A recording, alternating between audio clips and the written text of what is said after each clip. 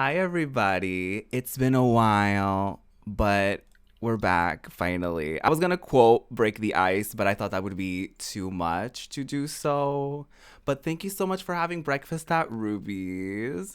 Today on the menu, we have me, yours truly, your host, Project Ruby, spreading the queer agenda through podcasting and gaming. To my left, we have Kisos. Hi. Hi, I am eating an Oreo candy cane, living my best life. Um, Ooh. and I'm a variety streamer on Twitch. I do music and gaming, and I squirt. I love that. And to my right, we have Passion's Planet. Hi, I have a Bailey's hot chocolate and crackers, and I also squirt and do content Ooh, sometimes, but mostly squirting. yes. Mostly Literally. squirting. I also squirt.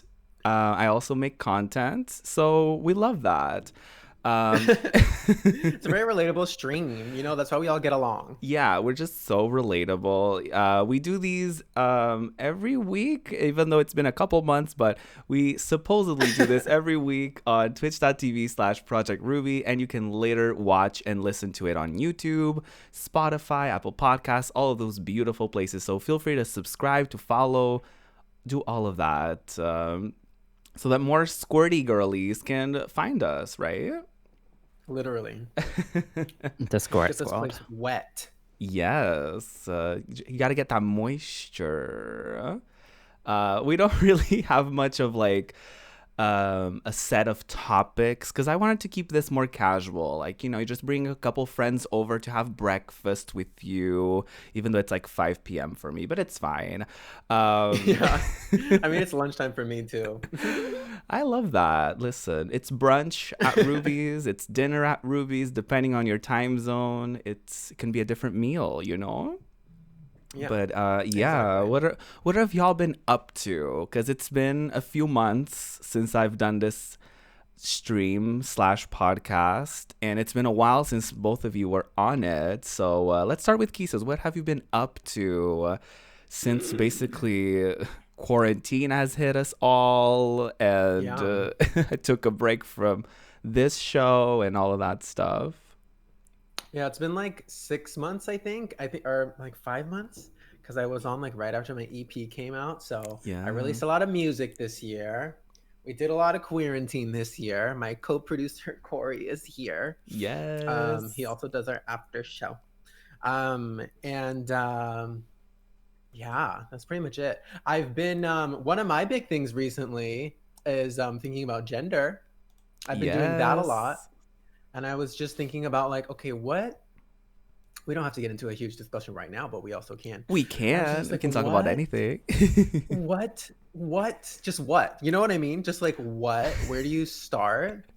Because I'm just like, Yes. I feel like a guy, but I don't really care that I feel like a guy. And if Mm-hmm. I woke up as a woman, I wouldn't be sad. So it's just like, what does this mean? But there's Right. also so much connotation to like being non-binary. So I was Yeah. like, I don't know if I go that far. So I've been thinking about a lot. We've been talking about it. We've had a lot of therapy over the last few months. We've gotten over a lot Yes. of bumps and cracks in the road. But yeah, it's been a pretty good year because I was kind of used to being inside. So Valid. Very valid. What about you, Passion? What have you been up to? Well, I've been eating my cheese and crackers mm, while Kisos was speaking. I love Um, that. I've been taking it chill. I think when I was last on, especially with Kisos, I think it was right after the Pride DJ stream. And then mm. since then, I've just been kind of um, mostly doing video editing for drag shows and stuff like that. So I've been taking it chill, being involved in minor things here and there, and then I don't know, just I'm trying to focus on myself more importantly, and I feel like that's a priority that a lot of us have really recognized this year, where Mm-hmm. we Yeah. have the space to be able to do that instead of trying to continuously pump out shit and then feeling like shit immediately as you do it, because then you're Right. like, oh, now I need to start another thing. Yeah. So I've been trying to take it easy. In regards to the gender thing, I've never had any issues with gender. I've never You know, it's Never heard of her. No, you know, gender is definitely. as a cis woman, I just can't understand this I can't struggle grasp that y'all are it. having. It's Sorry. just unrelatable content, really. No, but honestly, gender is such a. We can get into it. Gender is such a Let's get journey. into it, because like, you know, I noticed you changed, you added a they, and Yeah. you know, I was planning on reaching out to you, but I ended up just like basically posting on Twitter, and then other people reached out to me, and I learned some interesting, I got some more perspectives. But yeah, I was curious Yeah. for your perspective. For me, it's always been really interesting because, like growing up, I remember always having this thing, and I remember kind of coming to terms with it by like saying this to myself, and I would say just that I'm a girl in a boy's body, Hmm. and then later on, I think Oprah and like Ellen and stuff like that, they started like having like Inspired you. trans people on the show, and I was like, wait, is this what that means? And then it added a little bit of stress to me because I was like, but wait, I don't want to change like my body, I don't want to change my name, I don't want to change who I am, you know what I mean? And for me Right. it was like, for a while I always had that anxiety of like, wait, am I a woman? Is that what I always thought the gig was? Like, what's the situation? And then eventually, as I saw people like Miles J on YouTube and stuff like that, and they kind of identified as gender nonconforming, I was like, I get it. You know what I mean? I started getting it of like, there doesn't need to be a pressure for like you can look however you want to look or however you feel comfortable with, and it doesn't have to necessarily define your gender journey, I guess, if you will. So for me, I just started getting more comfortable with like kind of still labeling myself as that in a way of like, you know, physically. I feel like that's how I see my balance with being non-binary, of like having a assigned male at birth body, but also kind of my brain is also like a little bit of both and neither at the same time. Hmm. And I feel like sometimes the conversation about non-binary identities is difficult because I feel like there is a pressure to be androgynous 24/7. Mm-hmm. And I feel like that's what people think non-binary identities are, if that makes sense. So I don't know if that's what Yeah. made it a little bit more difficult to you in your journey. Yeah, for me it was kind of like, um I guess also feeling like I need to label it, which is interesting because I never really felt like I had to label my sexuality growing up. Uh like I was more just kind of labeling it for myself, like trying to understand like, okay, I have crushes on girls, but I look at dicks at night. So like what, um although girls can have dicks too, let me clarify. I was Right. looking at men Oh, with can they dicks. just?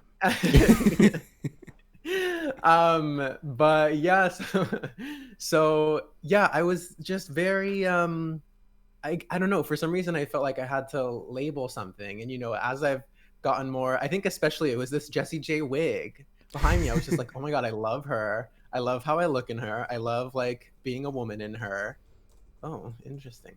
And yeah, I don't know. So for some reason I felt like I had to label it, but I felt like labeling myself as non-binary felt kind of dishonest because I never necessarily felt out of place in my own body, but then I was like, but I guess I could have felt like there was more than Yeah. just a guy, you know? So I've just been kind of like I posted a Twitter poll, and I was like, for my friends who identify as like non-binary or gender non-conforming, like how do you kind of see yourself on your spectrum? Do you see yourself as more male, more female? Do you see yourself as like all gender? Do you see yourself as outside of gender? And unsurprisingly, it was very split. Yeah. So everyone just kind of doing their own thing. But I was like, I don't know. I think it's also because non-binary ties into trans so much, and Yeah. I feel like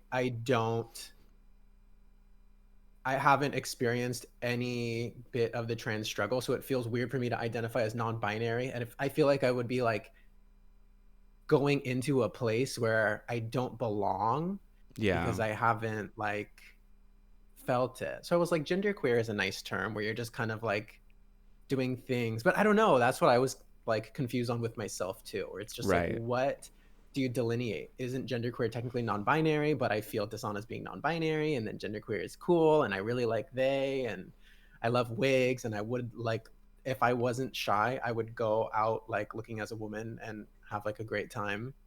But you know, we live in a transphobic society, so yeah, I don't know, but I think the biggest thing for me was just like, okay, realizing, number one, I don't have to label this, number two, I don't have to make some big declaration, period. Yeah, for sure. Like you 100%, like what you said resonates with me so much, because there's a guilt of like, because non-binary identity falls within the trans umbrella, so there's a guilt that I kind of have of like not experiencing dysphoria necessarily. And that those experiences that you were mentioning of like, you know, I'm okay with my body, and I experience, like, when it comes to gender, sure, I have issues with like body hair, for example, like I really dislike it, but I wouldn't say it's something that's kind of what for me solidified that. For me was like, if I felt as though like I needed to be referred to as she, her, right? Or if I felt that I needed to look more femme or present more femme, then that's, I feel like, what would solidify me being a woman rather than being non-binary. So for me, it's like I fall in that in between of like, you know, if I look too masc, it's kind of an issue. If I look too femme, that's a little bit of an issue as well. Like I remember doing drag on stream, and that was such a shock to me. Like I remember feeling so weird about it. There was just, I just felt unsettled about it. I was like, that doesn't look like me. Like it was so weird for me. And it may have been like the shock of like me never doing makeup as like male presenting. So like for me, it was like I did makeup for the first time, and like with the wig and the outfit and everything. So it may have been like a lot. But that's the interesting thing about non-binary identities as well, is that like, there's no one experience that you can look at and just be like, oh yeah, if I'm exactly like that, then I'm a non-binary person, right? So I feel like you totally belong as long as you feel as though that's your identity. Then that's how you belong. Like I know there's some people that are like very like if you're not a trans man or a trans woman, that you're not trans enough. Like that's a conversation as well. Like I've had friends that are non-binary say that they felt excluded from trans spaces because they were told like, oh, you like, for example, they were talking about the trans tag and how they were like, they weren't sure what Twitch was going to do about it, so they weren't sure if they wanted to promote the idea of a tag, because Twitch has been so loud about like how they don't want identifiers. So they were like, oh, I don't know if I want to be in a video about that. And also because I'm non-binary, I don't want to take that away from someone who may be more vocal about this issue. And the person was like, oh, you know, of course you don't care about it. You're non-binary. You're not trans anyway, kind of thing. So I can totally understand you almost wanting to be like, I don't know if I want to label myself as that, because then that will put me in a trans umbrella, and then trans people may target me and say like, oh, you're not a part of it. But I feel like those are like bad seeds that need to not be addressed anyway. Worried about that. I don't know. I guess it's more from I guess it's kind of hard to explain. It's more just from it's not like a negative way of like feeling like I don't deserve to be in the community. It's just literally feeling like, I don't know. It's just like knowing in my head like I haven't felt some of the things that you felt either, Ruby. So I'm just like, I think maybe also I'm just like a cis person who doesn't give a fuck, you know what I mean? Yeah. So then I'm like, what does that mean? But also that's fine. Like it also just doesn't matter, you know? I don't know. Passion, what do you have to say about everything? I've just been sipping my hot chocolate away here. I love that. I didn't really want to add much because as you know, as a white trans woman, I feel like they're the most likely to exclude non-binary people from what they consider the trans umbrella. Mm-hmm. So I don't want to really contribute massively to this conversation as a perpetrator, but you're not I though. You're not a perpetrator. well, yeah, but I still feel responsible I know what you because mean. a lot of the people who are like me are like that. So I don't know, because when I started questioning my gender publicly, which was last year, I was just fine with all pronouns. But I Mm-hmm. think that's my experience with doing drag previously too, that it was just an easier way of just explaining, like, here's this like gender fuckery. I'm just gonna place it under everything. Like, Right. it's I don't really care. But then I didn't feel too comfortable with many masculine gendered compliments and things like that. So I think That makes sense obviously too. expression and identity is particular to each person. And I'd also like to point out, like, Kisos, when it comes to like dysphoria, that doesn't mean it's like exclusive to just trans people too. When it comes to like body hair and things like that, it's like some trans women will still just be like, here's a hairy bush. And we love Right. that. Yeah. But it's more of like, that doesn't take away from your trans identity if that is the direction that you want to shift in. It's just more I guess identifying how you feel more than anything, because you need to recognize what you find dysphoria in, and even if you don't, that still doesn't take away from your experience. Because I Yeah, feel like there a was. lot of trans recognizable attributes is usually built upon dysphoria. It's never euphoria, it's always dysphoria. Yeah. And that's usually Right. the identifier. So Right. That's I valid. think maybe look into, if you can't find anything dysphoric that you find, then maybe look what makes you feel euphoric, because clearly you talking and fumbling around with like wigs and stuff is clearly a euphoric thing for you. So Yeah, I love Yeah. it. it's just I think you should focus on that more importantly, because unfortunately it's it's a common way that a lot of people under the trans umbrella recognize that they're trans, is because they feel dysphoric about something rather than euphoric. So Yeah, when I posted like just asking people for their perspective, someone was like, "I've never had like gender dysphoria, just euphoria," and I was like, "That's cute." I never thought of that either. it's a Yeah. privilege, but we Yeah, love for sure. I know. Also, I was a little bit taken aback. I was like, "Okay, everyone else is sharing like really deep stories," and someone was just like, "I feel great," and I was like, "Okay, maybe just send that to me privately." Yeah, I mean it is their experience, but as long I feel like most people that are in a privileged space don't really recognize their privilege, but as long as they are aware that their experience is kind of one in Not universal. yeah, right. One in a million kind of experience, then it's great. But it also doesn't help that there are not really that many of us out there. You know what I mean? It's like people that are not like particularly queer people. We're already like a very small percentage of people in the world. So Right. like it's really hard for us to like find each other. I guess for us in particular, it's not, because we're streamers and we're content creators and we have that privilege of being able to easily find people that are relatable to us in a way.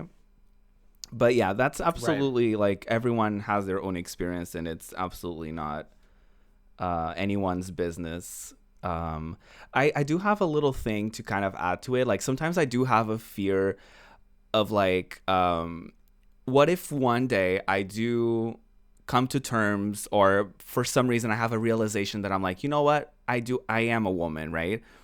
I do have that kind of fear of like, am I right now trying to avoid that identity, or am I like being like untrue to myself, if that makes any sense? So like I also want to say that like it's a journey as well. Like you don't like even sexuality, like these days I'm also even thinking about like, do I label myself as gay anymore? Because if a non-binary person is attractive to me, then that doesn't mean that it's a gay situation. It probably means that it's like a pansexual situation, right?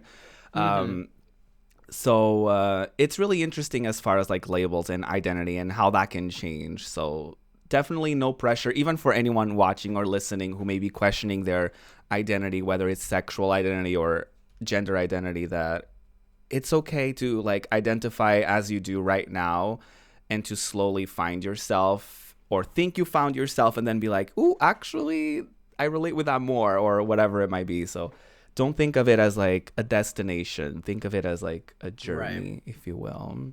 Yeah, I think that's been a good thing too, was literally just like, you know what, this doesn't have to be declared. I don't have to like come out. Like I never came out with my sexuality. I was lucky to come from like a family of other queer people. Like my mom is bisexual and my sister. So they were not surprised when I was like, I think I'm like bi too. Like my sister was like, okay, cool. But like I know other people have that too, but she was like, yeah, you're the last one in the family. Like finally, we've been waiting. Yeah, so for some reason, I don't know. Yeah, but I'm just like, I don't have to declare this either.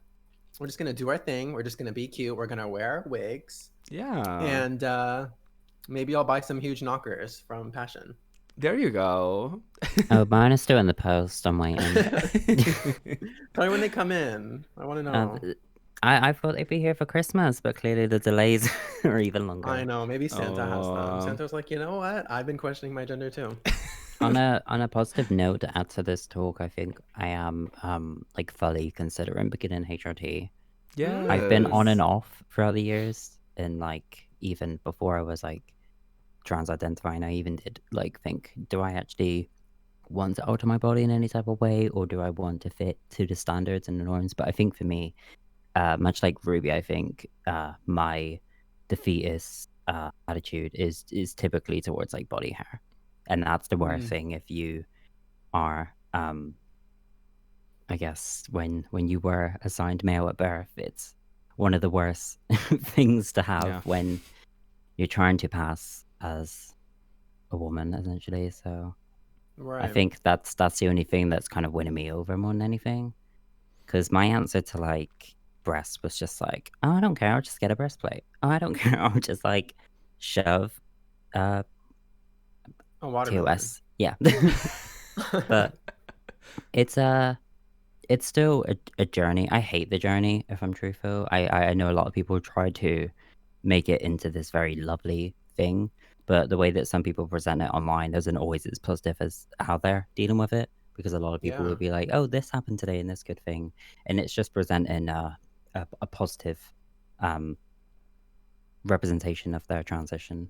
Whereas for me, I'm bored. I'm sick of like doubting all of this shit and trying to work out myself and trying to find like the right hair and how to present myself and things like that. It's just, it's boring, and that's not even, you know, considering publicly displaying myself, because I haven't had the, you know, possibility of doing that yet, because I just fuck all to go to. Like we're in the middle of a pandemic, so it's just rolling with what you can do, really. Yeah. It's definitely oh, go ahead.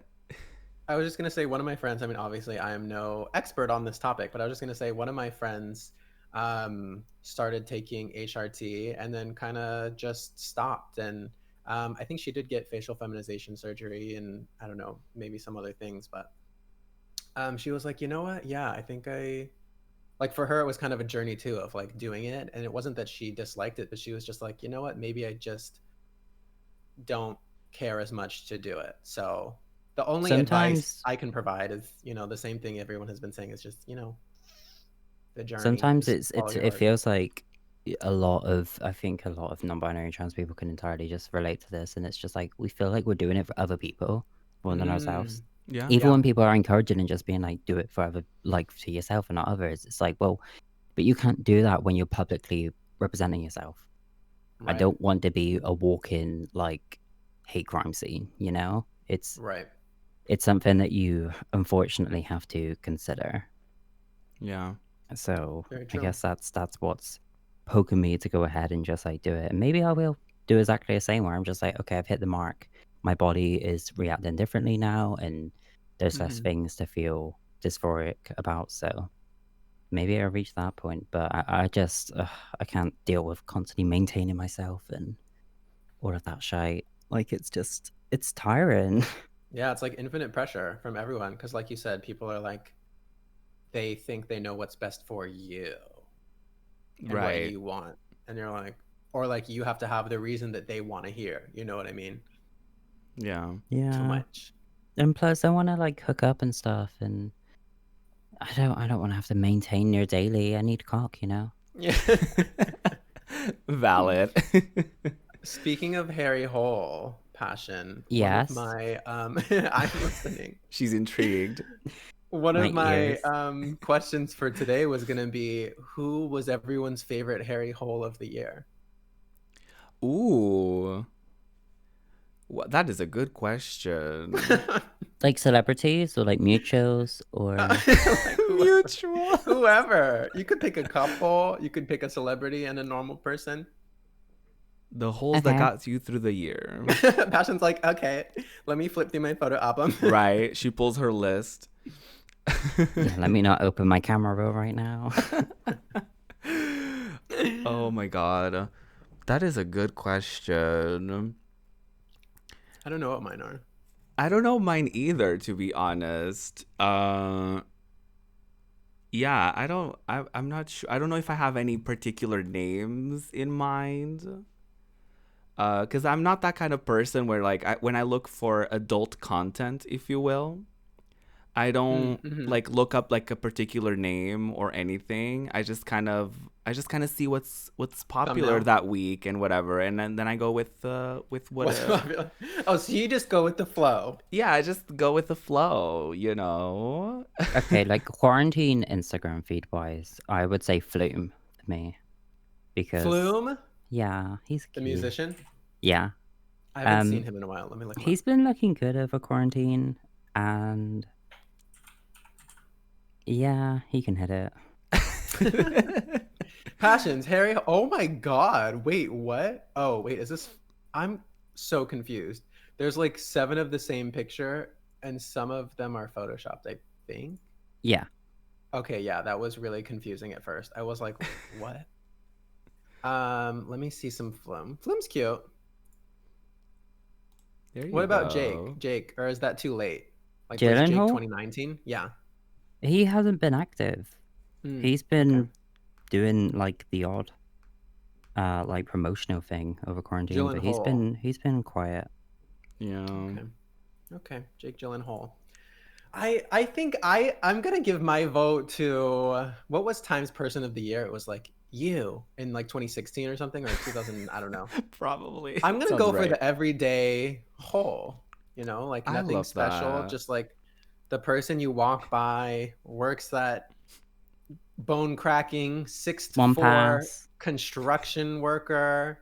You know, they got the swamp ass. They're out working during the pandemic. They deserve some love. Yeah, with the hair coming on out like a fireplace. I vote for them. That's beautiful. The pressure's on, Ruby. The pressure's on, honestly. Can I vote for a gaming moment? Ooh, yeah. Okay. Is it the PS5? PS5's Harry Hole. PS5's Harry Hole. No, I don't know how to say their name, but they're like, they're from the game Hades. And it's the god of wine. And their name is like Dionysus. Yeah. And I just... Ooh. He looks so good in that game. All the characters in that game are beautiful. Like even the female characters. I'm not into that. But you know, yeah, Dionysus Harry Hole could get it. Women can have hairy holes. They can. They're just not my pick, Passion. Jeez. I just saw a picture of this actually earlier. Like someone posted, I think, their own painting of it or something. And I was like, oh. Oh yes. Oh, the fan art for that character is beautiful. Yeah, it's like Bauer, the video game. Yeah. I didn't learn what that was till this year. I'm such a grandpa. I didn't know either. I Oh, didn't I've know. known for years.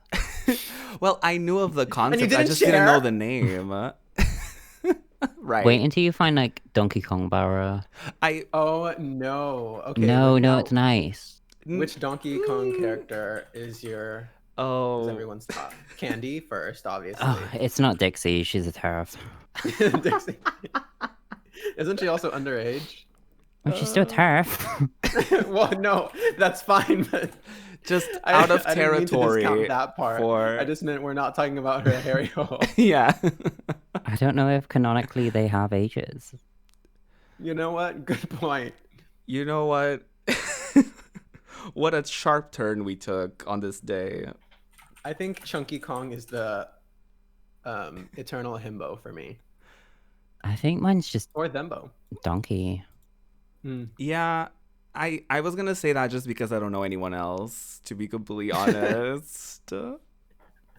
You know, but if I was to ever feel my furry fantasy, which I don't, but if I ever were, Donkey Kong, you know?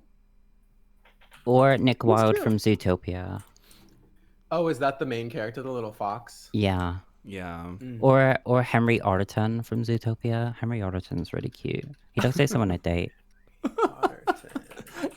How do I find that? Yes. Yeah, Mr. Otterton. Mr. Oh, Otterton. God. Emmett Otterton. Let me see. That's Girl. it, Emmett. When you see him, Isn't he cute? if you picture him as like a human, For an that's otter. Passion's type. Okay, his wife is hot though, so Oh, there you go. Passion gets Ex-wife. Mr. Oh. Passion is the new wife. you're like, thank you. Yeah, she's like, let me correct Yeah, you Mr. right Otterton's there. If anyone out there looks like Mr. Otterton, please. I'm Let me put Passion's on my Planet glasses on real quick. every social media. Slide into the DMs. Besides hairy holes, what other things have gotten y'all through 2020? Such as like games, music, films, TV series. Zootopia. Sorry, Mr. Otterton has been... Just on No. on your If we're brain, going with rent films, free. I would have to say Disclosure as a highlight. Yes, that was early We- this year too, right? It was mid. Oh, It was like May, Maybe like June-ish. April-y? yeah. It was just in time for Pride Month. It was so good. It is so good. Yeah. It was Yeah, I one of remember the talking about it, and y'all were like, "We talked about it last week," and I was like, oh, We have brought it up many of times on here, though. Yeah. It's a recurring theme. It's so good. I feel like it doesn't get talked about enough, to be honest. Mm-hmm. I feel like as much as I love that people bring up Pose, which is also, by the way, a thing that I found this year, and I zoomed through the 2 seasons so quickly. You're feel like welcome. Thank you. I feel like anytime anyone ever wants to bring up trans media, they always bring up Pose. And I'm like, but Disclosure, it's about real people talking about real life experiences, not to, take away from Pose that is heavily Pose is inspired. dramatized, and it's, I do wish Pose was a little bit more real, but it's just enough to make it into an entertaining TV show. Yeah. Did But- either of you watch My House? It came Yeah, out, I've like- had a camera of your house up for a while. No, it's like it's a little series on Vice, maybe like 7 or 8 episodes on YouTube. They're like 20 minutes each, but it's Found it. I'll watch basically- it. Yeah, it's basically about the ballroom scene and follows multiple people and their kind of like paths in the scene and competing and all of that. It was really good. I need to watch that. I had it in my like watch later for like a year and never watched it until a couple months ago. Oh, and there was the dance show. What was that? Legendary? Legendary. Yeah, Mm-hmm. that was cute. Yeah. Mhm. I haven't seen it because it's not here. We don't have HBO Max. So Yeah, I had to do a tragedy. a free trial for it. Yeah, me too. Totally. Absolutely. I may It have was to do no, though. a it's free trial myself. it was good. It was Yeah. Yeah. I think Miss Jamila Jamil already sat back. I think she watched our episode of Breakfast at Ruby's where Yes, we had said, please sit down. And Right. she did. And I love to see she the did. influence Megan. I always go to call her Megan the Trainer. Megan the Stallions, like dancers and stuff have been really Vogue orientated, and it's nice to see that she's taken the inspiration and just been like, okay, let me work this into my art now. Given jobs. Yeah, Yeah. I love that. That's good. Do we Yeah, know if 'cause I remember there's like watching a more couple episodes seasons and I was going like, on? I don't know. It's I been know that renewed, yeah. Yeah, I just Oh, checked. nice. Oh, okay. Yeah, I was gonna say probably, but like the finale had like no people, so it'll probably be back in a while. Yeah. As in like the finale not had no viewers, but like Corona had just started, so they were like, Yeah. okay, no one's here. So I'm like, I don't know how far Yeah. until. And they're like big groups too, so they probably can't get them together right now. Right, because of- rehearsal and having yeah. everyone quarantine and renting out a whole hotel for everybody. Most things aren't being filmed in the States at the moment. That's too. valid, yeah. I think a lot of them are using UK and Australia shitty lockdown rules as a way to like record stuff. Yeah. That makes sense, especially because like the bigger cities like New York and like Los Angeles and stuff like that, they're like on full on like lockdown because it's like the bigger amounts of cases, I guess. So yeah. Yeah, it's weird. Like I feel like New York still hasn't closed at all. Really? Yeah, I think maybe like we don't have indoor dining, but I don't know if we ever did. And like people are still at the gyms and all that. I don't know. I heard it was down during I want to say throughout the first few months. There was a couple like weeks period where it was locked down quite a bit, and then since then it's been back to Yeah, normal. we never locked down again. That's interesting. Yeah, they were like, never mind. Yeah, maybe for productions though, they have like other regulations of like don't do it in these Oh my God, cities. y'all. Don't do it. What? I have something to share on here. While this show was on hiatus, I became a sperm donor for my friend, and I found out I have super sperm. Yes. All right, Spider-Man. They were like, Spider-Man. okay, so an average amount of, okay, now I can't remember, but I think it was like, they were like an average amount of deposit is 5 milliliters, and you gave 7.5. Ooh. And then- Oh, like a heavy load, or is Yeah. it like speed? Everything, literally everything. Call me, Discord me after. And then like amount of sperm per million, they were like, okay, the average is 39, and I think I had like 600 million. Oh my God. Like sperm per like ejaculate or whatever. Oh wow. So my mom told the whole family, and they're very proud of me. That's beautiful. I'm not even kidding. On Thanksgiving, my sister told me, she was like, yeah, Mom called Grandpa and your cousins and was like, Kisos has super sperm. And they're like the conservative side of the family. So yeah, my mom was just like, they're like, there's a reason you're not here with us, bitch. You're creepy. Oh no. Listen, she was just proud. It's She something to was. be proud of, you know. I know I'm proud of you for that. Thank If you donate your sperm, like, do they have to test anything other than the sperm? Yes. They do They like have to blood do- tests and stuff? Yeah, you do blood tests. You have to fill out like these different papers on like, have you traveled to these, certain places? Because they're worried about different like viruses like Zika. It was a long process. You have to go in multiple times. I only had to go in twice. Most people have to go in like 3 or 4 times. Ooh, there you go. Because I just am a waterfall. I'm a squirter. I just What go can in I say? once. I just go, yeah. Just tie everything up and then let it loose.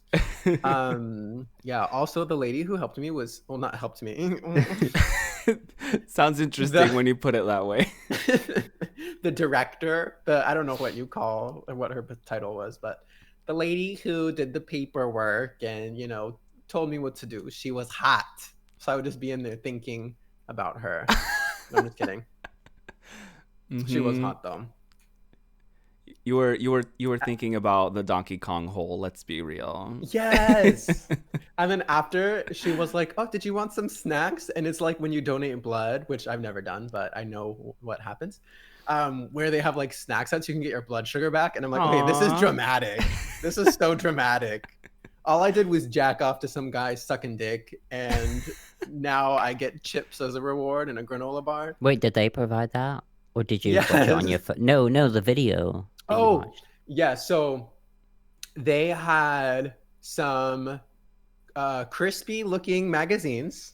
Not the They crispy had- Ew. magazines. I didn't touch those. That wasn't the only option. They also had like a Roku thing with like some adult entertainment channel. But Like I didn't- anime?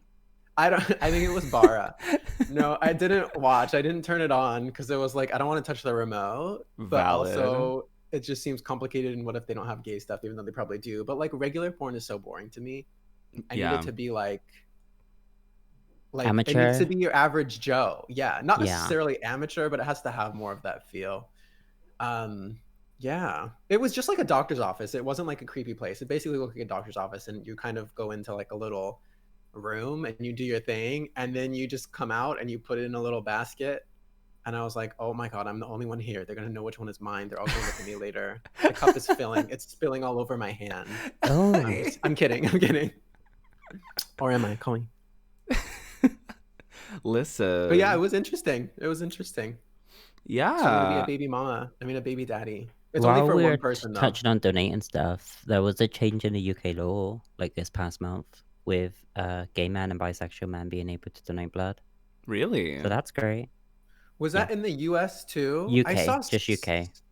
I saw something and people were happy but also mad because before, what was the time? I think you had to be like. It's people in a relationship, unfortunately, who are able to do it with guarantee. People who just are like single, gay or bi men have to like wait, I think, or just I can't. think it was like 3 months. It's or something. shitty. Yeah, but then again, it's just like that's but, like something. open relationships exist too. So like, Right. That's true. how do they know this shit? I mean, a lot of people just lie. I've heard that. Yeah. Because they're just They've got to like, test it either way, so it's Yeah. Yeah. I've always found that to be so interesting because it's like, it's not like I have a card that says that I'm gay, right? So it's like, don't? I can just, no, I don't, I never got I it. have my T-word card. I got it in the post last week. Yeah, maybe, I don't know. Put it on a lanyard. I haven't gotten mine yet, unfortunately. But you know, it's like, it's one of those things where you're just like, no, I'm not. I am a heterosexual person. And you just donate blood. Like, to me, it's just so weird that, like, I've never done it because obviously, you know, I'm gay. So I never felt inclined to, never felt welcomed, if you will. But I always thought it was such a weird thing to, like, gatekeep that. Like, first of all, anyone can get HIV or any blood related issues. So it's not like it's a queer person exclusive situation. And I think the literally only didn't thing know it that can until be- I was an adult. It can only really be blamed on just like the stigma from Yeah. the late Yeah. 80s, early 90s. And Yeah. lack of like sex education. Because I And literally. it still remains to have no education, at least over here, at least. I Yeah, didn't no, here even, I neither. wasn't educated once about, you know, HIV or AIDS. It was Like, I'm always just sure- like, put a condom on this, like, well, not, it wasn't a dildo, but it was like, could you imagine? like a penis statue thing. And that was Interesting. that. Yeah. And I was like, ugh. Well, let's see. Let's see it in action. Yeah, that But was it's Yeah. just it's just sad because I hope it changes. It's like we literally just touched on disclosure, and I feel like there needs to be like a queered up education system, even just as a norm. Just include it into just everyday curriculum, because you can show people disclosure for a class. I mean, everybody enjoys watching films when they were in school. Yeah. Just True. throw that on, and then literally spend a week touching on HIV and AIDS and talk about iconic people that we lost because of it. Talk about, there's multiple documentaries, there's films, there's everything you can touch on, like so many iconic political people too who had it. So it's just it's weird. I don't get the stigma because it's just what we grew up with. Really, it's all that we can blame it on. The headies. And it's weird having to rely on media to learn about all that stuff, because I wasn't aware of how big the AIDS crisis were in like the 80s and 90s until I watched like movies. And I watched this movie called The Normal Heart that was directed by Ryan Murphy. That was basically like a love story between two people in that time frame, and then one of them dies, and it's like a whole process, a whole journey. It's with Matt Bomber and Mark Ruffalo, I think. Oh, he's hot. Oh yeah, Bomber is too. Yeah, both of them are. Yeah. Mark I mean, he's Ruffalo definitely attractive, has a but- hairy asshole of like the Marvel Cinematic Universe. Oh, certainly. Certainly. Mark Ruffalo. Yeah. He plays the Hulk. That hulking hole. They don't like it when he's a Hulk, though. No, but you know, when he's a human. What was the film called? I'm trying to find it. The Normal Heart, I think. Found it. Okay, yeah, go on. Yeah, that movie was like good? It's really good. I sobbed. It was I think it was one of the first times, if not the first time, where I was actually aware of like, oh, this was a thing. This is actually how it went down. Because like Passion said, over here, like sexual education was like, don't get AIDS, don't get HIV, just put on a condom, and that's that. You know? Yeah, that was basically the mention of it. Yeah, it was like, just be protected, use protection, which is, I guess, more than some people, because I've heard stories from friends, not to call y'all out, but in the United States of America, there are some places where literally sex education is just like, don't do it, don't have sex, because God. Yeah, some places don't even have it at all. Like they have nothing. Yeah. So that's crazy. That's concerning. That's very, very concerning. But yeah, I'm trying to think of like other media this year that kind of got we can get through films real quick if anybody actually watched any this year. Yeah, that came out this year. For films, I don't know if it came out this year, but I loved watching Spider-Man Into the Spider-Verse. It's the story of Miles Morales. It didn't come out this year, I don't think. But no, like 2018. Yeah. Time is an illusion. Right. But if you asked me if it came out this year, I'd be like, yeah, of course. It was out of this year on Netflix, maybe. I don't know. But I watched it. I loved it. And we definitely need more like stories like that. Even though they treated him like shit, I have so many thoughts about that movie because this kid basically turns into Spider-Man. And then Spider-Mans and girlies from other universes come in, and all of them are experienced, but he's not. And instead of teaching him and helping him, they basically just like, just sit on the sideline, just stay at home and mind your business while we save your world. To me, it was just very annoying. And then he eventually, there was like an emotional breakthrough with his dad and stuff like that. I'm not going to get too much into it, but like suddenly he was capable, and I was like, well, and he saved the day, so I was just a little bit annoyed. Anyway. Do you like Teen Titans? I never got into it. Oh, I do. Tell me more. There's like there's a Teen Titans like Enter Spider-Man's whatever it's called, Enter the Spider-Verse. Into the there's spider like a Teen hole, Titans yeah. version, and it's Teen Titans Go versus Teen Titans, so it's like the newer version with the older early 2000s one. And it's like it goes into all of the comic book versions of the Teen Titans too. And it's juicy, it's fun. I really enjoyed it as someone who stands Teen Titans. But that came out last year, I think. Yeah. I didn't really get into a lot of films this year. I watched plenty, but I didn't watch any like that actually came out this year. Yeah, I don't think I did either. I really wanted to go cinema. Like I was calling for it for so bad. But films I do still want to see. There's a film called Promising Young Woman. That's good. I think it's just now come out on like virtual premieres, so you can like attend premieres for like films virtually. And I also still need to see Birds of Prey. Ooh, I never saw that. Was that this year? Yeah, it was. Oh my god. Damn. Yeah. What? Yeah, It's I so don't know. weird. I did try Shudder for a little bit because I got it to watch Dracula and then kept it for a month on accident, but also didn't hate it. And I watched movies on there, but I don't know if anything was That's mostly from horror this though, year. isn't it? Yeah, it's mostly horror, and that was cool. Like I watched a lot of cool stuff. I just don't know what came out this year. I loved I don't even remember the names of anything. But we watched them. They had some like really good like horror from like Japan and Korea too. That was like really Oh yeah, that different always because slaps. it's always better than the US. So there was some cool stuff. I just don't remember what it was called at all, and I don't know if it came out this year. So that's my review. Beautiful. As far as movies this year, I actually I got into it. Definitely not things that came out this year, but I finally caught up on stuff from like childhood that I kind of missed with Disney Plus. Not Mm. sponsored. We watched like with my Discord community. We watched Cheetah Girls. We watched Aladdin. We watched oh my god, I know it's not a film, but we watched That's So Raven. So many little things that I either missed or I kind of didn't really remember much because High School Musical? I already had seen that.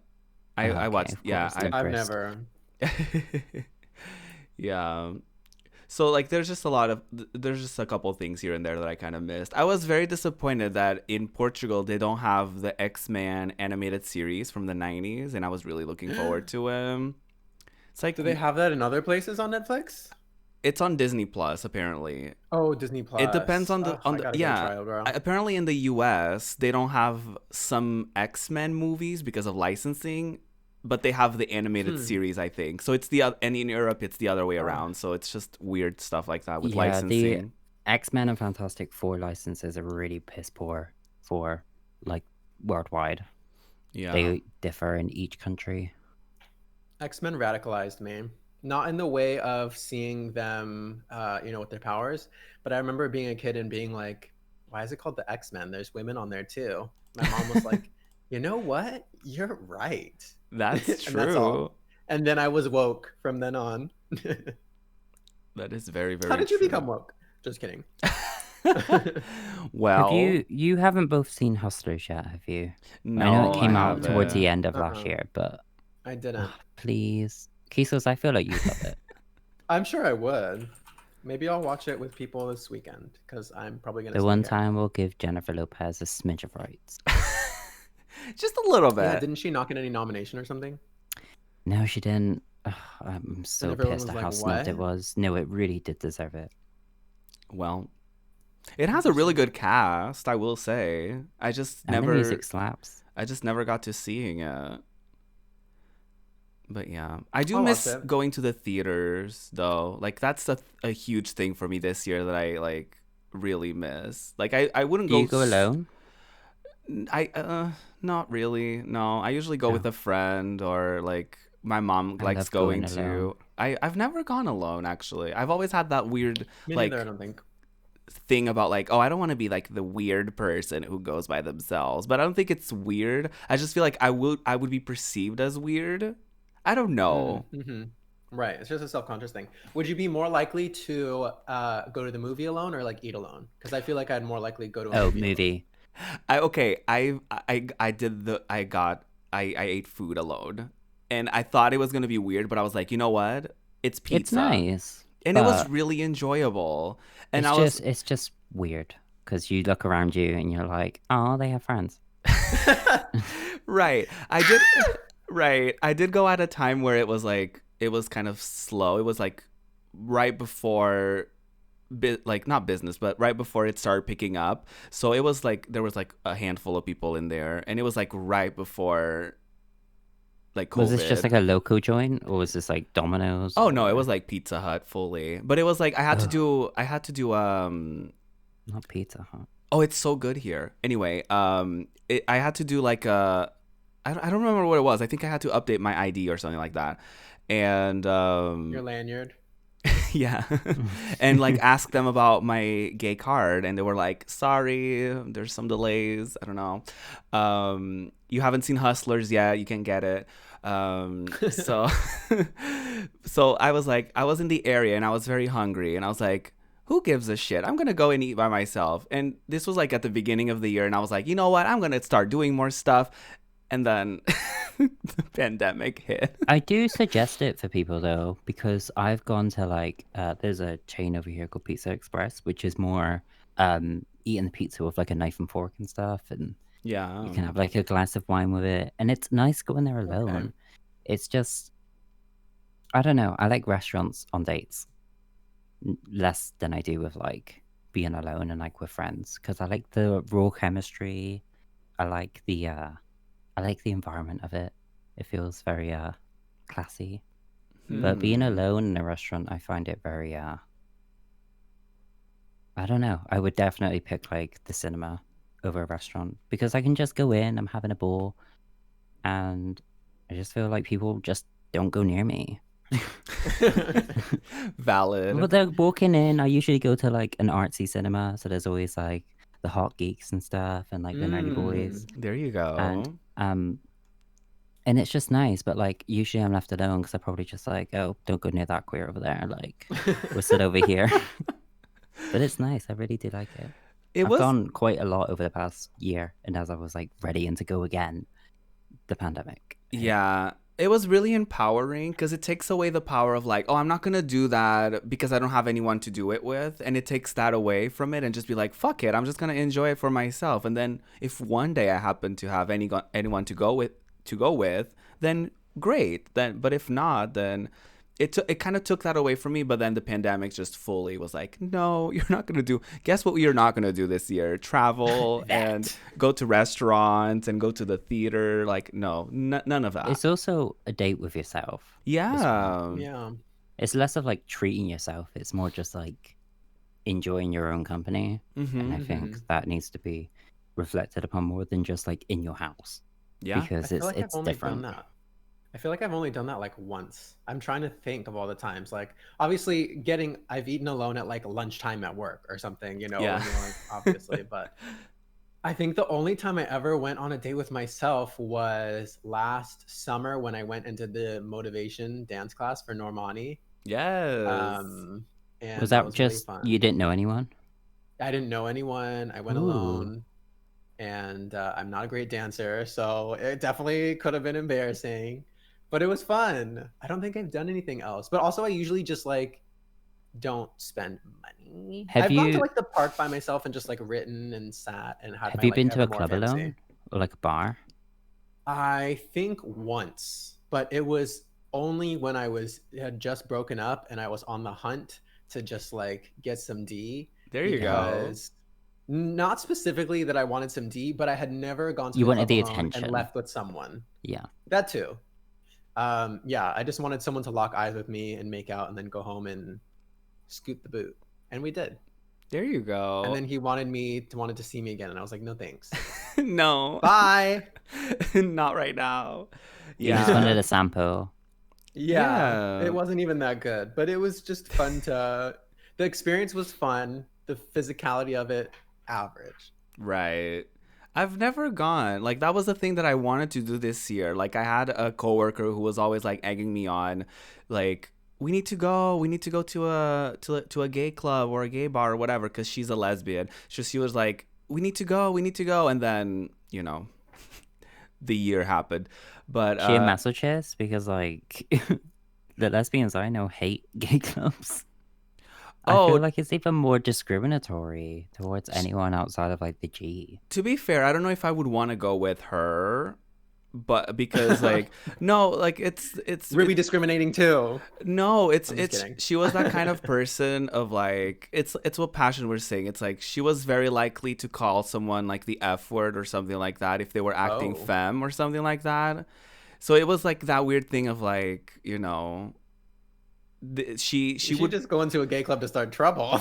No, she would probably like be very selective about the place. Like if it was a place where maybe more mask folks hang out in, or maybe a place that's, I guess, less colorful. I don't know. I wouldn't know. But yeah, I need to take you to like a cabaret bar or something. I feel like you'd get your life seeing like bootleg Pussycat Dolls on the stage. Yeah, I mean that's You'd literally be like where they half came drunk from. going up to them like, "Hi, Nicole." Not that.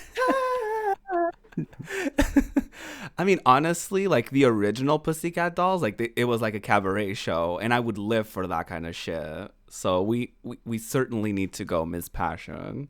We'll all go Vegas at one point. That would be Yes. cute. That would I be know. I'm like making all very these nice. plans for when I can travel again. I and, know. like, I'm like, see yeah, let's do all of so this. many And I'm like, people in my life. it's the pandemic's gonna go, and we're still be at home doing the same old shite. Yeah, literally. We're like, oh my god, yeah, we have to do it. Let's start looking at flights now. But like we're And the all date broke. comes and we're all just like streaming. Valid. I definitely want to go to more concerts. I know that's for certain. Oh, I miss that so don't. much. I do miss that I so don't like much. concerts. You and don't that's even so like your funny. own? Honestly, I hate performing. I hate live performing. Really? Because I'm just like so nervous. I don't Oh. mind it on Twitch because I'm like at home.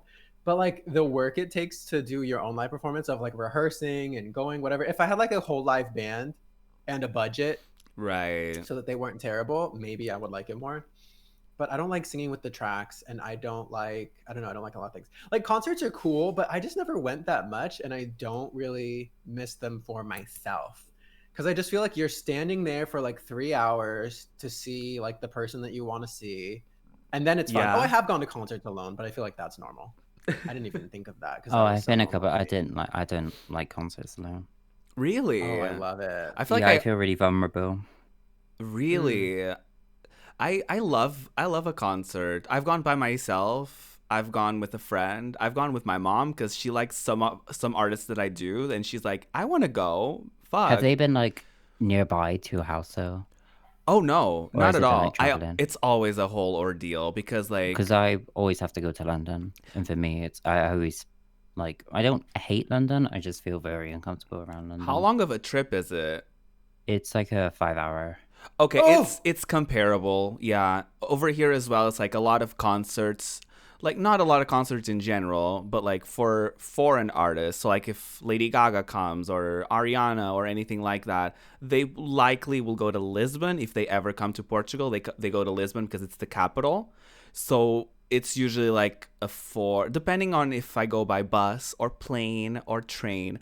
But it could go like a bus ride is like 4 hours, probably a little bit more, because usually you take a break in the middle. So yeah, it's a whole ordeal. I've gone to other countries for concerts because sometimes they just fully don't come here. You went France to see Jimin, didn't you? Jimin and everyone else in BTS. Yes, I did. Because I also wanted to go to France, and it's like when you're European, it's like it's just as expensive as an ordeal to go from here to Lisbon, for example, than for me to go from here to like Paris and stay at a relatively cheap place and stuff like that. So for me, it was like, yeah. Let's do that, because it's like going. That's cool. Like I was comparing it. Apparently, it's like going from New York to like, oh my god, I forget what place it was, but it was like going from like I forget, Wisconsin maybe. It's like comparable in like trip wise. I don't know. I couldn't tell you, but it's like a 2-hour-ish trip by plane. So should we use this opportunity to touch on which albums we enjoyed and which artists we would see live if we had a chance? Okay. Let's go. Let's get into it. All right, then you go ahead. Oh, I will. Yes. I still have a Pussycat Dolls concert ticket from this year that got postponed 3 Keep times. it framed. No, I never got it in the mail. It's just like whenever gets closer to the date, they'll eventually mail it, because it's in the UK. So they like, especially for other countries in Europe, they're probably they're gonna send it closer to the date anyway. Supposedly it's gonna happen in May. We'll see. But that's one, because obviously the Pussycat Dolls have reunited last year for the first time in like 10 years. So obviously for me, it's like, it's probably their only tour realistically, because they're like in their 40s, some of them. So I'm like, I think unless they decide to keep going, I will go to every concert of theirs, because they were my middle school basically. Like I love them so much. I would go obviously to BTS concerts as well. I would like to see Ariana again. I saw her in the Dangerous Woman tour, and I would like to see her again. Just say hi. No, just kidding. I didn't say hi to her. I didn't get to interact with her. But yeah, other than that, as far as albums, this year has surprisingly been very album filled for me. Like sometimes they just zoom past me, but I've gone into a few, and we've mentioned them on Breakfast before. So just very quickly, Future Nostalgia was like a big one, because that was right at the beginning of Chaos and Drama. So that was a really good one. Chromatica was very good for me too. Jessie Ware's album, is it called What's Your Pleasure? Yes. Yeah, okay. Because I know that's the name of the song, but I didn't remember if that was the name of the album too. Love that album too. Again, anything BTS. There's been a lot of K-pop releases as well this year, so that's been really nice. There's always a lot of K-pop releases though, so that's not saying much. But there's a Chungha English song, and an album is coming, and she's so good. The song is called Dream of You, and I 100% recommend. It's so iconic. She's such an iconic performer. I feel like she would eat all the girlies up in an award show. I'm just saying. Oh my god, Cannibal by Kesha. Love that one. I would like to see Kesha live, actually. I think she would be a hoot. Yeah, she's fun. She was the first concert for me. Oh, was she? Yeah. Mine was Fifth Harmony. Oh, that's hot. I was like, they're probably not going to tour very often, because there was already drama. And I was like, yeah. Again. Yeah. One of my Mormon friends went to a Kesha concert, and she was a very observing. Did I say Muslim? I meant Mormon. I don't know what I said. I think you said Mormon, yeah. Oh, anyway, well, she was like a very devout Mormon, so like, you know, like no kissing boys, and basically no sinning except being homophobic. That was her favorite. Just kidding. Anyway, she went to a Kesha concert, and there was like a giant. I think someone was like dressed up like a giant dick or something on stage, and she was her like, mom. Yeah. And she was I remember her coming back the next day and being like, oh my god, I think because she like maybe won tickets or something, like she didn't even buy them. She was like, oh my, it was a big penis. And we were just like dying. Was it the Rainbow Tour? No, that would have been it was like very early, like Get Sleazy. That's the one I went to. Oh, okay. Because she always brought out her mom dressed in a piece. It really was her mom. Oh my god, that's funny. That's really cute, actually. Obviously, anything Kisos also music-wise. I'm just saying. Thank you. Fucking finally. No, I'm just kidding. My music's. This has been a year of like basically that too. I released a lot this year. Usually, I release like one song, but this was definitely a year of listening to like tons of indie music, like I did before. Like with my like little playlists and stuff, I would always go look for like indie music, especially by LGBT artists and people of color. But this year, especially because I said that so many times, because of quarantine, I've met like so many people. So there's been a ton of just people that if I say their names, y'all won't look up. So I'm not going to, but you know. Rude. Really I found some of my faves through quarantine. I mean the audience. I mean people who are watching. But yeah, I'll just say a couple people. Kat Burns is one of my faves that she's been releasing a lot. I think she started going viral on TikTok. Nice. Moses Sumney is much bigger. Y'all probably maybe have heard of him. He's amazing and released some projects this year. But some of my bigger names are JoJo. Yeah. She released a lovely album. She's someone who I would see live. And of course, my all-time fave, Jasmine Sullivan. She has a new album coming January 8th, or a project. Ooh. And she released 2 songs this year. And I would do anything to see her live every single time. Yes. That's all. Oh my god. I want her to spank me. Very with her specific. voice. I love that. Sindel style. Yeah. You just get like a palm print bruise on your ass after she sings. Or like the notes that she's saying in a finger formation, like a hand. I love that. A finger formation. What about you, Miss Passion? Yeah, mine also future nostalgia. What's your pleasure? I'm gonna give Miss Whisperlina a little honorable shout out because I really did like Rare by her. Not Whisperlina. Selena Gomez for anyone. Oh, that's what I mean. No, I literally was like, you're like, oh, I've never heard of her. I knew it wasn't her real name, but I was trying to figure out who it was. But yeah, Rare was, you know, it's a collection of songs, but I always did that come out this year? Yeah, right at the start. Oh god. Oh my god. I thought that was like I was convinced that was last year. Same with Kesha's album. Music very comforting and just easy to put on. Yeah, Kesha's album too, High Road. I've really started appreciating it throughout the past few months. I didn't at first. I thought it was awfully mastered, and I still stand by that. But I think the mastering part. Yeah, I think it just needs to be reworked on for it to be like a decent record. But I think sonically, it's still decent. It's a Kesha album, but it's a little bit janky. Meghan Trainor actually released a decent album. We love that for her. I forgot that too, yeah. Oh my god, yeah. Charlie at CX, How I'm Feeling Now, the quarantine record. That was good. Yeah, it's a fun one. And then Carly Rae Jepsen also released Dedicated Side B, which is just as good as the main album.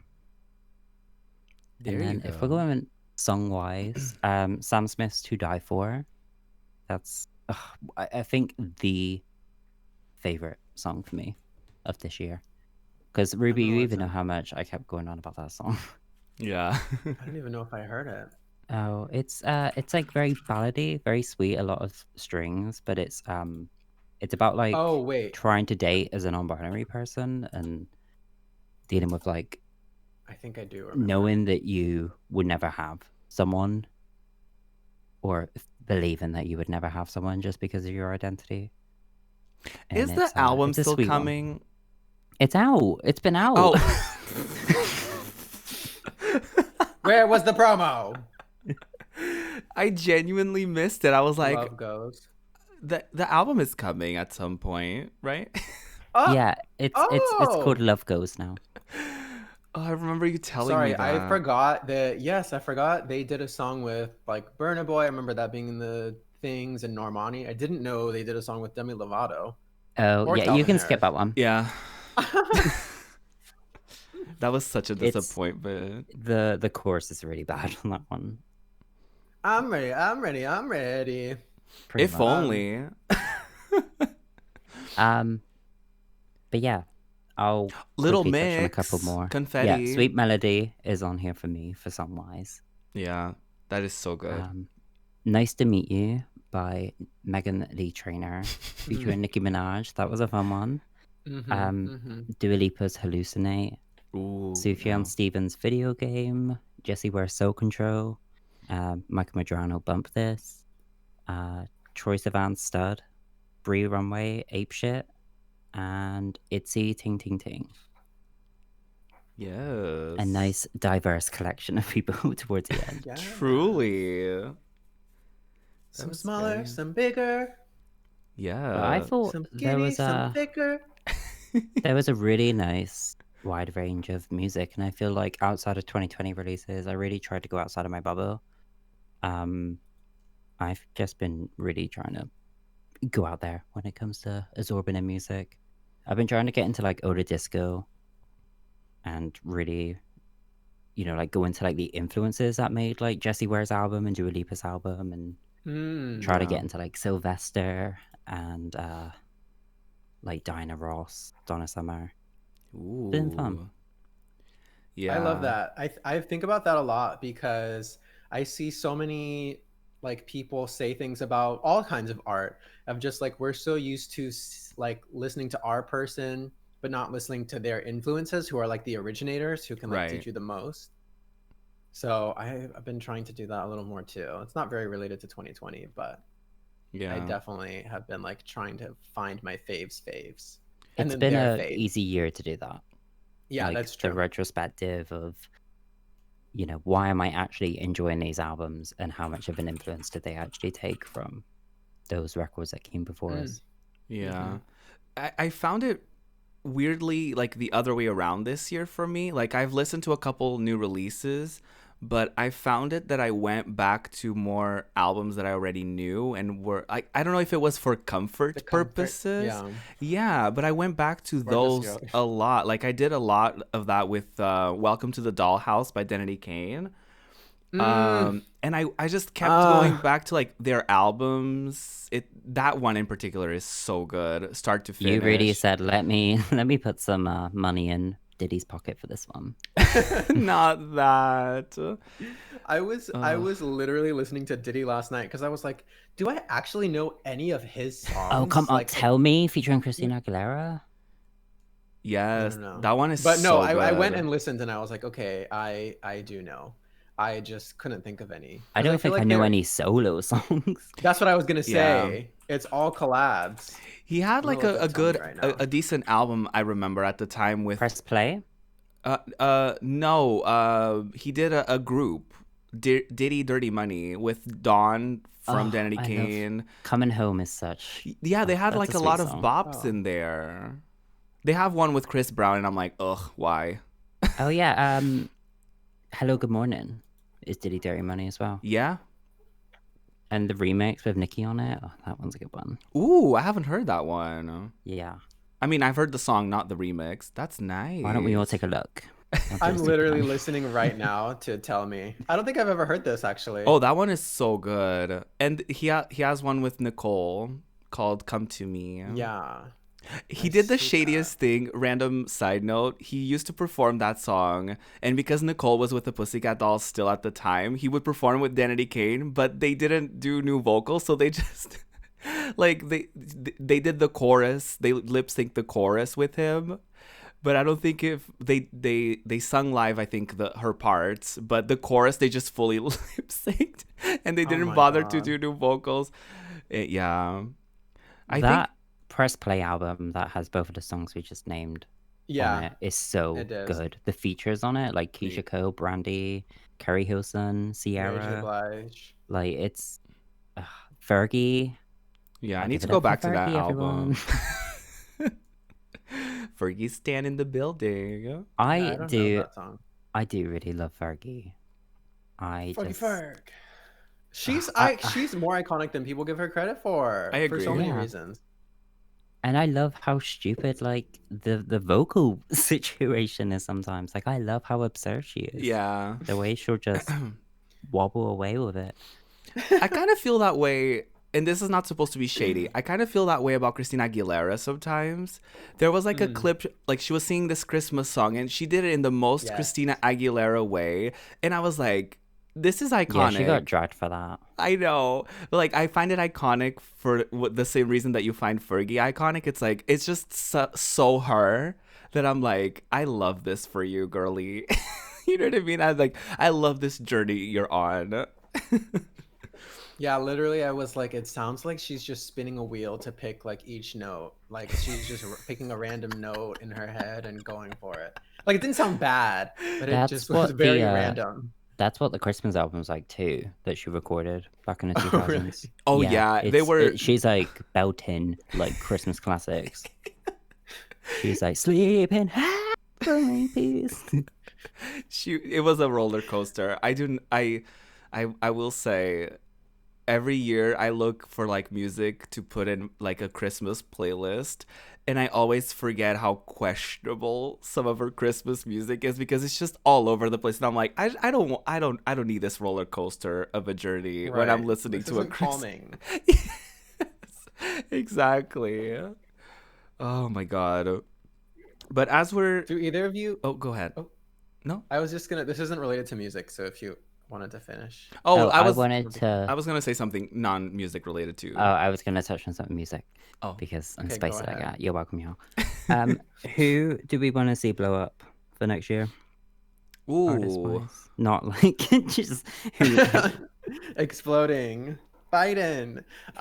Music wise, I would love to, although she's already big, Jasmine Sullivan has never gotten the love that she deserves, and I'm always a stan, so I'm gonna say her no matter what the conversation is about. Other than that, oh my god, I have too many indie music friends now who to name that are just like amazing, and I see people slowly getting like certain deals or getting like press coverage, but I'm ready for them to all blow yes. up, I including me. think by artists that I've discovered via you, I think Brie Runway is gonna blow up next year. Yes. I think she's getting Radio 1 play over here like nonstop, like almost near Ooh. daily. So she's getting there. The Missy collab and everything, like she's And she's been throwing on everything out. some remixes, right? Yeah, the For other XS one, yeah. Rena.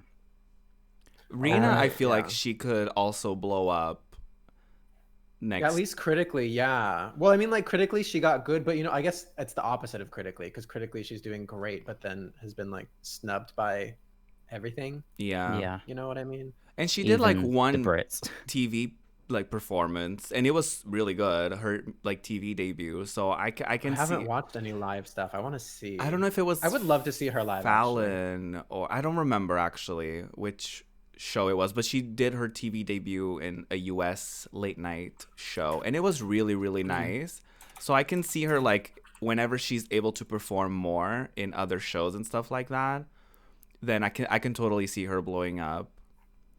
I would like to see Leighton Meester blow up. Of course. No, come back. she has been saying there's an album coming over the past like 4 years, and I think next year will finally be the time that it gets dropped. That will be her second album, everyone. Please stream her first one, Heartstrings.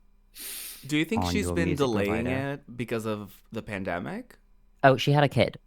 Oh, okay. That would explain that. Excuses. But I also think like booking studios and stuff during this time has been Yeah. an awkward ordeal. But yeah, I think last thing that I heard, it was just getting like tweaked and mastered and vinyl vocal recordings and stuff like that. So I think it's almost coming, but I'm looking forward to that. Yeah. I would also like to see Carly Rae Jepsen get like mainstream success outside of, you know, like queer acclaim. I'd like Queer to see her get Twitter? another hit. I really would like to see her get another hit or something. Same goes for Kesha. I know Yeah. they're like mainstream artists still, but I just feel like we've let down so many artists that have just been known for a handful of hits throughout the years and then just dropped. So I'd like Right. to see artists like that, and I wish the best for Little Mix for next year too. Yeah. Yes. So I don't want to see another girl group be disbanded. Yeah. Especially like their new album, I feel like is their best work today. So yeah, sonically they have improved by miles. and it's So- also They like were great from the start. I They've agree. been so fun from the start. Oh, and live they're amazing too. Yeah, So I've been watching clips. yeah, they're incredible, but I am kind of concerned because Jessie left, and I know Perry has apparently she has an ongoing injury that she's been I think it's like a ruptured disc or something like that, and she's been kind of like postponing getting like surgery or treatment for it, and I feel like if she did, she would be out for a long time too, because that's no joke too. So I'm afraid for their future a little bit. But I guess they could also just like take like half a year off kind of thing, and like each of them kind of do their own thing and then come back, because they're genuinely friends. They've been together for like 9 years. Yeah. So like, and I can see Jessie returning eventually. Like, I'm not gonna lie, I can see her like after maybe like 1 or 2 years go by and she takes care of her mental health and stuff like that. I can totally see her, because she's never gonna not be a public figure, right? So I can see Right. her. No, I at this can see point. her doing like fashion or something. I think it's already been rumored. That's not that surprising, actually. That's not very Or at surprising. least like a book deal or something like that. Yeah. Oh, speaking of a Definitely book that. deal, I would love for 2021 to be the year where Britney gets free from the shackles of the what is it called? Conservatorship. There you go.